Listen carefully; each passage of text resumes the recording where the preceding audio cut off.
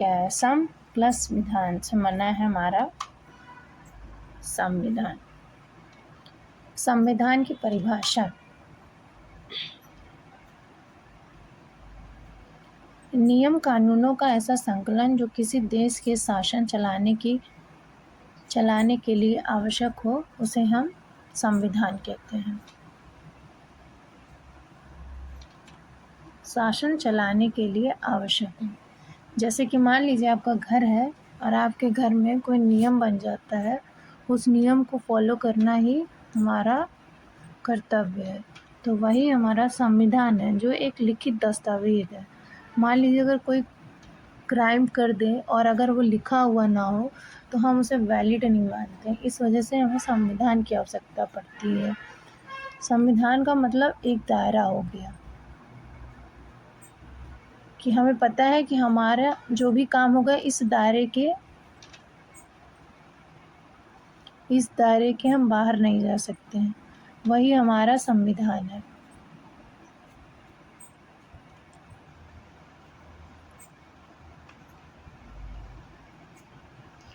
संविधान को व्यवहार में लाना ही राज्य व्यवस्था है। ठीक है, मान लीजिए कि हमने कोई रूल लिख दिया, ठीक है, हमने कोई नियम लिख दिया, रूल लिख दिया, तो वो हमारा कॉन्स्टिट्यूशन हो गया। पर उस नियम को चलाने के लिए, मतलब उस नियम को चलाने के लिए जिसकी आवश्यकता पड़ती है, मान लीजिए कि हमको स्कूल की आवश्यकता पड़ेगी, टीचर की आवश्यकता पड़ेगी, स्टूडेंट की आवश्यकता पड़ेगी, इन सभी को एक साथ चलाना ही हमारा राज्य व्यवस्था है। ऐसे ही आप स्टेट की बात कर लीजिए, इंडिया की बात कर लीजिए, उसमें हो रहे गवर्नेंस, किसी भी चीज़ के बारे में बात कर लीजिए तो वो हमारी राज्य व्यवस्था में आ जाएगी। ठीक है, जैसे कि अब आर्टिकल 17 में तो लिख दिया गया है कि अस्पृश्यता का अंत, मतलब छुआछूत नहीं होगी किसी के साथ भी। कोई भी पीछे, कोई भी जाति हो, चाहे SC का हो या ST का हो, वो उनके साथ कोई भी भेदभाव नहीं किया जाएगा। पर इसको चलाएगा कैसे, हमने तो लिख दिया, पर इसके लिए हमने तो मान लीजिए कि हमारे कॉन्स्टिट्यूशन में लिख किया कि हाँ,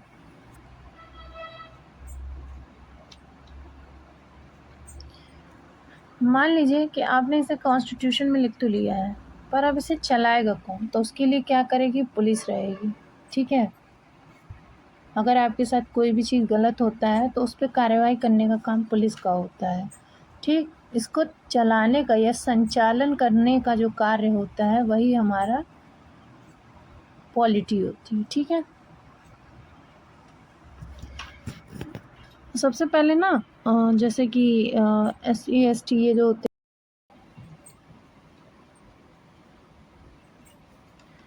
तो ब्राह्मण वैश्य क्षत्रिय शूद्र ये जो ऋग्वेद में थे, ठीक है, पहले क्या था कि जब वैदिक पीरियड आया तो उस वक्त ये ब्राह्मण वैश्य क्षत्रिय शूद्र को, जिनको कास्ट को,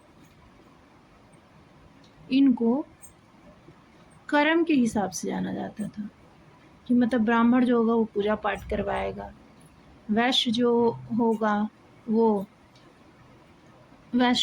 वो बनिया का काम देखेगा, क्षत्रिय जो होगा वो मार पिटाई ये सब का चीज ही ले जाता है, शूद्र जो होगा वो जब नीचे से रिलेटेड जितने काम होंगे उनको जाना जाता था। धीरे धीरे इसको वर्ण व्यवस्था का चलन आ गया और उत्तर वैदिक काल आते आते यह अपने चरम सीमा पे आ गया। एक बात और जानिए, ऋग्वेद के 10वें मंडल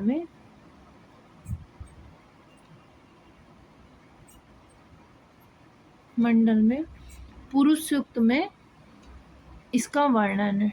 ठीक है, 10वें मंडल में, पुरुष सूक्त के 10वें मंडल में, ठीक, मंडल में जब हम आर्टिकल 17 के बारे में पढ़ेंगे अभी तो हम ऐसे ही अपनी जानकारी के लिए चीज़ें देख रहे हैं। तब हम वहाँ पे देखेंगे कि नागरिक अधिनियम संरक्षण अधिनियम क्या है, ठीक है? इसको देखेंगे। अब इसके बारे में, नागरिक अधिनियम संरक्षण अधिनियम के बारे में थोड़ी बहुत जानकारी जान लेते हैं। तो नागरिक जो है आपका, तो ये जो नागरिक अधिकार संरक्षण अधिनियम था, इसका पुराना नाम 1955 में, ठीक है, मतलब ये तो आपका 1955 ही है, लेकिन इससे जो उसका पुराना नाम था, उसका नाम था आपका ये अस्पृश्यता अपराध अधिनियम 1955, ठीक है। उसी को बदल करके ये नागरिक अधिकार संरक्षण अधिनियम लाया गया, जो आया था आपका 1976 में, ठीक है। 1955 को ही बदल करके 1976 में इसको लाया गया था, ठीक। अगर मान लीजिए कि अगर आपने इसका किसी के बारे में आपने कुछ गलत कमेंट किया है, या फिर किसी भी कास्ट के बारे में, निम्न कास्ट के बारे में, तो उस जगह पे आपके लिए सज़ा का भी प्रावधान है। जैसे क्या है सज़ा का प्रावधान, कि अगर मिनिमम 1 मंथ की और 100 रुपये जुर्माना, और अगर मैक्सिमम होगा तो 6 मंथ की 500 रुपये जुर्माना। आजकल आप देख रहे होंगे बहुत जगह SC/ST एक्ट लग जा रहा है, जिसका सुनवाई बहुत कम होता है। तो ये इसी के लिए है कि ताकि आप उनके साथ कुछ गलत व्यवहार ना करें, उनके ऊपर कोई दुर्व्यवहार ना करें, जिससे उनको हीन भावना है उनके अंदर, ठीक है।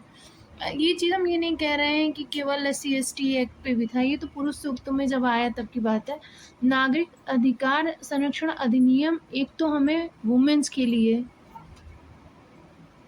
चिल्ड्रन के लिए, इक्वलिटी के लिए इसे लाया गया, ठीक है। मैन एंड वुमेन की इक्वलिटी के लिए लाया गया, ताकि उनके में कोई भेदभाव ना किया जा सके ना। जैसे कि आपने वो देखा होगा, एक केस था तमिलनाडु का, जो मंदिर में नहीं जाने दिया जा रहा था, नाम नहीं याद आ रहा, प्लीज़ अगर आप देख रहे होंगे तो कमेंट करके मुझे बताइएगा। तो उस मंदिर में, मतलब है तो भगवान का ना, तो हम लोग क्यों नहीं जा सकते हैं, उस पर ही वो केस हुआ था। तो ये बहुत लंबा चला हुआ था, ठीक है। तो इसी के लिए ये केस आया था, ठीक है। वैसे ही एक और कानून है, आर्टिकल 21, जिसमें आप अपनी इच्छा से शादी कर सकते हैं, सांस लेना, पलक झपकाना, मृत्यु का अधिकार भी है, मृत्यु का अधिकार।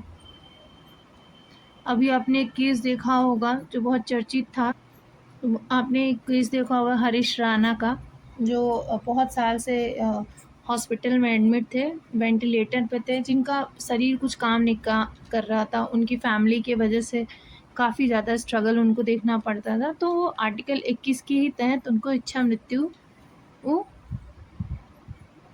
के लिए उनको दिया गया था, ताकि वो अपनी ज़िंदगी को, अब क्यों, मतलब उनके शरीर तो काम करना ही दिया था, उनका ब्रेन भी काम नहीं कर रहा था, तो इस वजह से उनको ये चीज़ दिया गया था। अब इसका ये मतलब नहीं है कि आप सभी लोग आर्टिकल 21 की तरह से लड़ाई झगड़ा हो तो आप लोग चले जाएं वहाँ पे सुसाइड करने, ठीक है।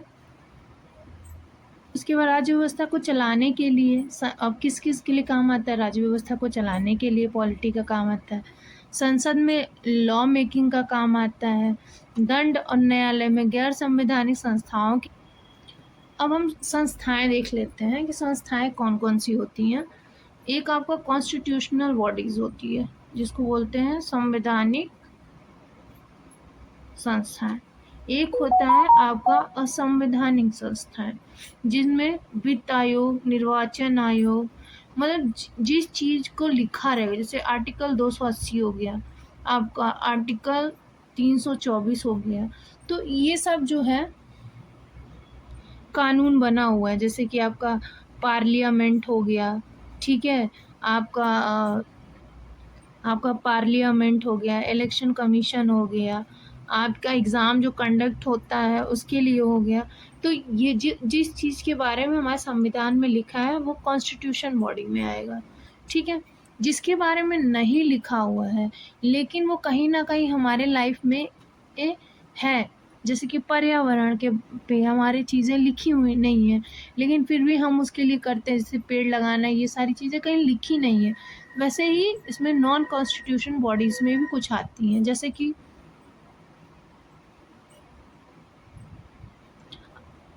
आतंकवादी संगठन हो गया, माओवादी संगठन हो गए, वंचित वर्ग की राजनीतिक सामाजिक उत्थान के लिए युद्ध, ये सारी चीज़ें लिखी नहीं है, पर अगर हमें ज़रूरत पड़ेगी तो हम इस चीज़ को कर सकते हैं, ठीक है।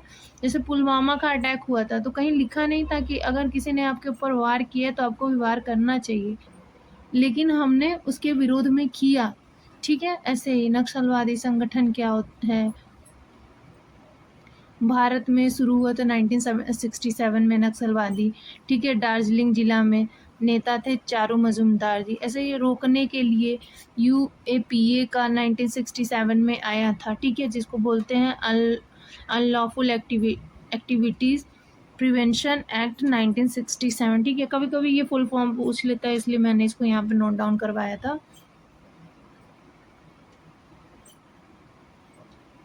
ठीक। अब गैर संवैधानिक में और भी हो गया, जैसे कि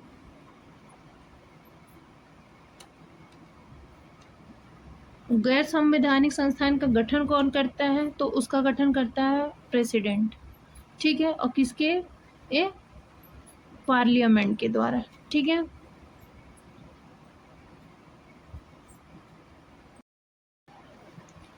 हमको कॉन्स्टिट्यूशन की ज़रूरत क्यों पड़ी, मतलब क्या ज़रूरत था हमें कॉन्स्टिट्यूशन का, तो मतलब संविधान की क्या आवश्यकता पड़ी, सबका पालन करने के लिए। अगर हम पालन नहीं करते हैं तो, अगर हम करते हैं तो हमको पनिशमेंट नहीं मिलती, नहीं करते हैं तो हमको पनिशमेंट मिलेगी। राजतंत्र राजा का अधिकार था, पहले जो था वो राजतंत्र था, राजा का अधिकार, जो आज भी अमेरिका में देखने को मिलता है आपको, चाइना में देख लीजिए, सबसे अच्छा राजतंत्र है वहाँ पे, ठीक है। लेकिन हमारे यहाँ पे क्या है, लोकतंत्र है, हमारे इंडिया में ये चीज़ पाया जाता है, लोकतंत्र है हमारे यहाँ पे इलेक्शन होता है, कोई भी अपने हिसाब से मनमानी नहीं कर सकता है, कोई भी चाहे सरकार हो वो मनमानी नहीं कर सकती है। जैसे कि झारखंड का आपने देखा होगा, प्रोटेस्ट हुआ था तो जो एग्ज़ाम था उसको कंडक्ट हुआ, पेपर लीक हुआ, उसको कहीं ना कहीं उसको रोकने के लिए, मतलब उसको ख़त्म करने के लिए जो था वो लोकतंत्र के ही थ्रू हुआ है। तो कहीं न कहीं हमारे भारत में लोकतंत्र देखने को मिलता है। राजतंत्र जो राजा का, मान लीजिए पुत्र, वो चाइना का मैंने इसलिए कहा कि देखिए चाइना में कोई हो जीतना उसी को ही है, इस वजह से, ठीक है।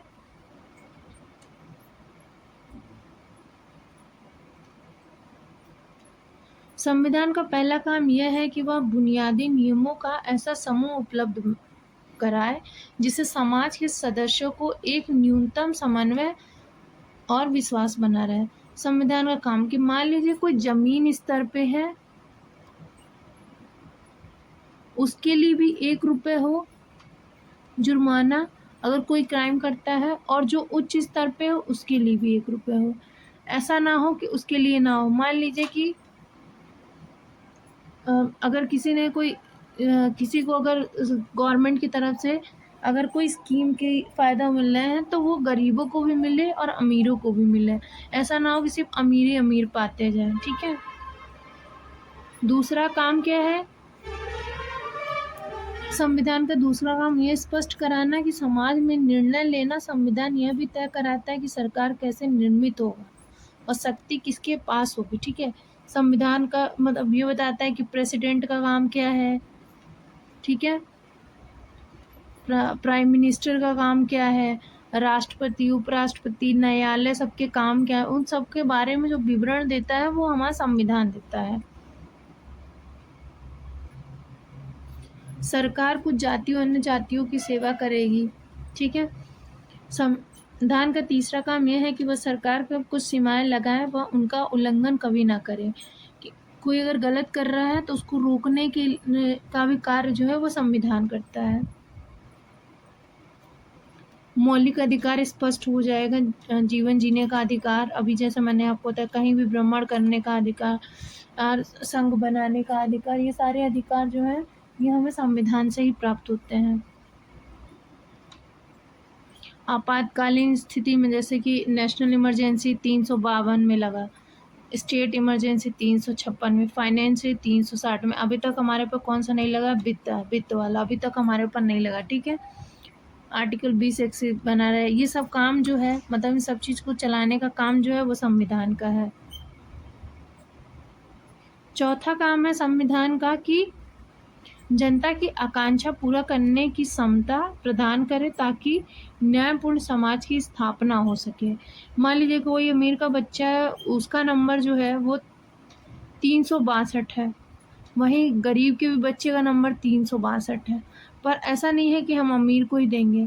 अगर उस गरीब के भी बच्चे का नंबर उतना ही है तो हम कहीं ना कहीं दोनों को ही देने का कार्य करेंगे। ऐसा नहीं है कि हमने अमीर को दे दिया, गरीब को नहीं दे दिया। तो ये जो विषमताएं हैं उसको दूर किया जाए, इस वजह से ये चीज़ें लाई गई। चौथा काम भी इसीलिए संविधान का भी है कि न्यायपूर्ण तरीके से सारे कार्य को वो सुचारू रूप से तय करें। सामान्य कार्य के लिए सामान्य वेतन भी इसका एक बढ़िया एग्जाम्पल हो सकता है, ठीक है। जैसे कि ये 2 एग्जाम्पल है, इसे छोड़ दीजिए। जैसे कि मान लीजिए कि आपने 18 घंटे काम किए हैं और वहीं दूसरे व्यक्ति ने भी 18 घंटे काम किए, तो इन दोनों को सेम वेतन दिया जाए। अगर किसी के साथ सेम वेतन नहीं मिलता है तो उसके लिए वह सरकार के पास जा सकता है। तो आज हमने संविधान के बारे में डिटेल से पढ़ लिया, क्या है, क्यों ज़रूरत पड़ी, ये चीज़ें हमने देख ली है। नेक्स्ट क्लास में हम इसकी रूपरेखा के बारे में बात करेंगे, ठीक है। Thank you.